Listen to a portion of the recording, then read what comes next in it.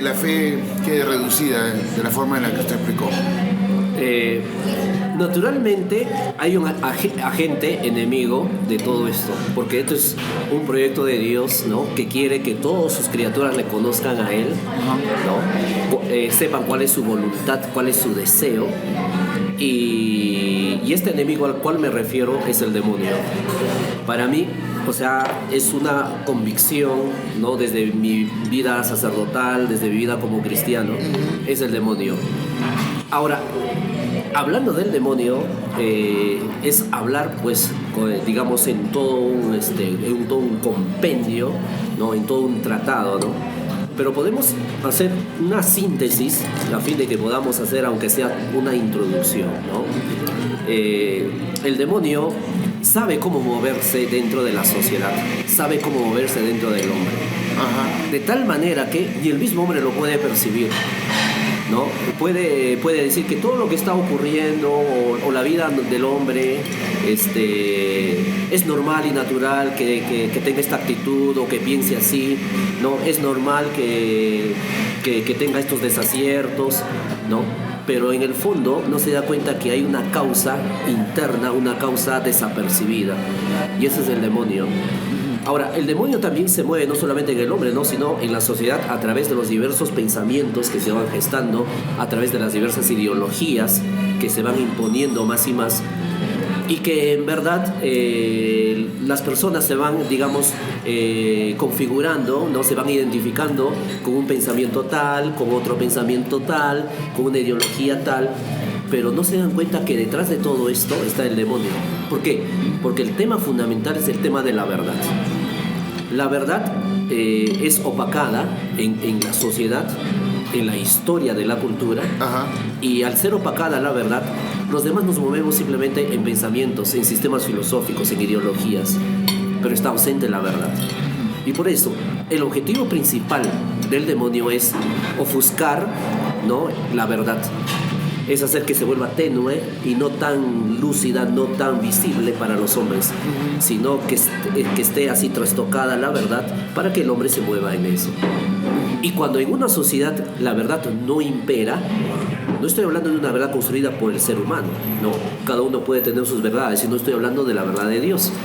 Cuando la verdad no impera en una cultura, en una sociedad, cada uno se mueve según sus ideas, según sus opiniones, no nos entendemos, no nos comprendemos, empezamos, ¿no?, con el conflicto verbal, ¿no?, con el desentendimiento, con la incomprensión, y poco a poco esto se va minando y podemos terminar peleándonos físicamente.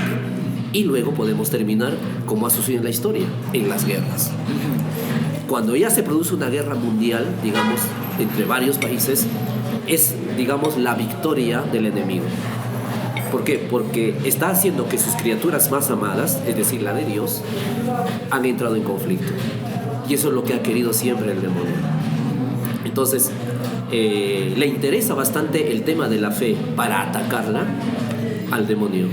Es decir, ve cómo nosotros vamos creyendo en él y el demonio busca cómo la puede trastocar. Claro, ahora, el demonio también es un ente resentido. Exacto. Desterrado. Así es. Sin Dios. Así es. ¿No? Pero el demonio también es legión, quiere decir que no es uno solo. Uno solo, sí. En una parte de la escritura no dice somos legión. Claro. O sea, son varios. No sabemos cuántos, pero lo que sí sabemos es que fueron ángeles. Ahí viene el tema. ¿Somos fuertes ante el demonio o somos débiles ante el demonio precisamente por esa naturaleza angelical que tuvieron antes de ser demonios? ¿Qué tan poderosos podemos ser nosotros solo con la fe ante ellos? Un tema principal que seguramente tienes, digamos, como recuerdos o has aprendido, ¿no?, de la doctrina sobre el tema de los ángeles, ¿no? Ese es un tema doctrinal básico. Y si son ángeles ellos y nosotros somos seres humanos, que equivale a no ser ángeles, los ángeles tienen una naturaleza perfecta, más perfecta que nosotros. Sus condiciones, tanto de conciencia, voluntad y libertad, son más superiores a nuestras potencias humanas, y por lo tanto también pueden, digamos, intervenir en nuestra vida, ya sea inspirándonos para hacer el bien o el mal. En el caso del bien nos inspiran los ángeles buenos, Por ejemplo, tenemos al ángel de la guarda, ¿no? Tenemos a los arcángeles que se nos revelan en la Biblia, por ejemplo, Gabriel, Rafael, Miguel, ¿no? De una manera tradicional bíblica. Pero también hay ángeles malos que, al ser superiores a nuestras capacidades, nos inspiran a hacer el mal, algo que está en contra del bien. Y en este caso hablamos del demonio y de sus seguidores, de los que le acompañan, y por eso son una legión, que tú has recordado muy bien con el dato bíblico. Entonces, al ser superiores que nosotros en nuestras capacidades de conciencia, voluntad y libertad, pueden en nosotros obrar inspirándonos, inquietándonos a elegir el mal confundiendo con el bien. Es decir, ¿no? Nosotros no podemos discernir, digamos, de una manera tan fácil, así como los ángeles. Entonces somos confundidos y hacemos una actitud, digamos, determinada, un acto determinado, y no nos hemos dado cuenta que ese acto, más bien, estaba mal decidido, estaba libremente mal hecho, voluntariamente mal actuado. Entonces, al no poder discernir en eso, al final nos damos cuenta que nos hemos equivocado. Es que ellos provienen de un plano espiritual que nosotros no conocemos. Así es. Entonces pueden jugar con el engaño con mayor facilidad. Y por eso que no nos damos cuenta. Así es. Otra cosa es también, ¿no?, que ellos sí no tienen, digamos, no se han posesionado de otras facultades, pero sí tienen un poder extraordinario en persuadirnos a hacer un acto determinado sin que nos demos cuenta que eso está mal. Tanto es así, Lucho, que en la sociedad de hoy confunden, ¿no?, al mal con el bien. Y cuando se produce esta confusión, ¿cómo lo toman? Como algo normal y natural, ¿no? Por eso cuando uno dice, ¿no?, es normal que uno se equivoque, uno tiene derecho a equivocarse. En el ámbito doctrinal o de la enseñanza cristiana, más bien, no se está de acuerdo con eso. ¿Por qué? Porque todos estamos llamados a esforzarnos por elegir siempre el bien. Y si nos hemos equivocado, intentar de no volver a hacerlo, porque esto nos está pidiendo que elijamos bien, conscientemente, libremente, voluntariamente, ¿no?, para que no podamos afectarnos a nosotros mismos y afectar a los demás. En ese tema solamente se puede lograr cuando hay una formación determinada. Por eso yo pienso que en las parroquias, en los colegios, a través de los cursos de religión, debe haber una formación sobre la conciencia, sobre la voluntad y sobre la libertad, para que, habiendo esta formación, podamos luchar contra el demonio que nos inspira a confundir al mal con el bien. ¿Da miedo el demonio? Si nos da miedo el demonio ha logrado su objetivo. Frente al demonio, más bien, hay que tener dos actitudes básicas, Lucho. La primera actitud básica, no tenerle miedo, ¿ya? Y segundo,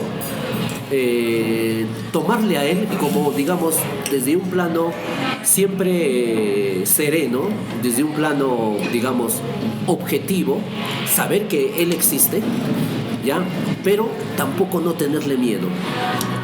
¿Cuál es el problema de la sociedad de hoy frente al demonio? Uno, que le tienen miedo y tratan de luchar contra él, inmediatamente piensan en el exorcismo, en luchar contra él, ¿no? Eso es normal y básico, pero no debe partir del temor, sino de una lucha objetiva, que no parta del temor. Claro. ¿Por qué? Porque sabemos que existe.